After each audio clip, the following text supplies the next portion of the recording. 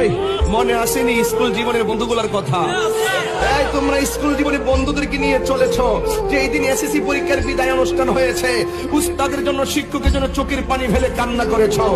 School থেকে যখন তোমরা কলেজ জীবনে চলে গিয়েছো, এক বন্ধু আরেক বন্ধুর গলায় জড়িয়ে ধরে তোমরা কান্না করে দিয়েছো। আজকে স্কুল লাইফের সেই বন্ধুগুলা কোথায় আছে?